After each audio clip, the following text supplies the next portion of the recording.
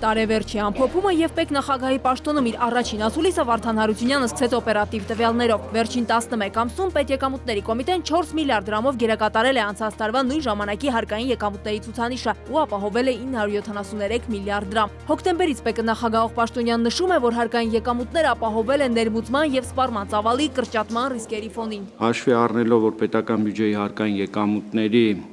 ավելի քան 53.9% ապահովում են խոշոր հարկվճարողների հարկային տեսության կողմից,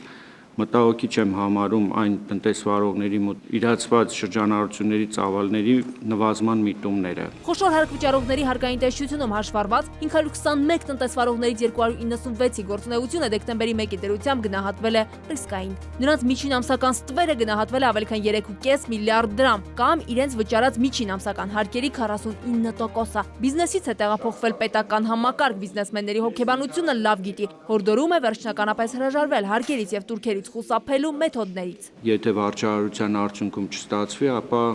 խիստ միջոցառումների իրականացման միջոցով փորձելու ենք, ոչ թե փորձելու ենք, միանշանակ բերելու ենք հարկային դաշտ։ Հավաստիացնում եմ, որ հասարակության մեջ արտոնյալ ընկալում ունեցող մարդիկ ձեր աչքի առաջ վերափոխվելու են։ Այդ մարդիկ գործելու են սպիտակ դաշտում։ ՊԵԿ նորանշանակ նախագահը համակարգի բարեփոխումներում խիստ վճռական է տրամադրված ոչ միայն բիզնեսի, նաև ՊԵԿ-ի աշխատողների բարեխղճության հարցում։ Առաջիկ քայլը դա մեր համակարգը կաշառակեր ու անառողջ էլեմենտներից մաքրելն է։ Արդեն սկսվել է այդ։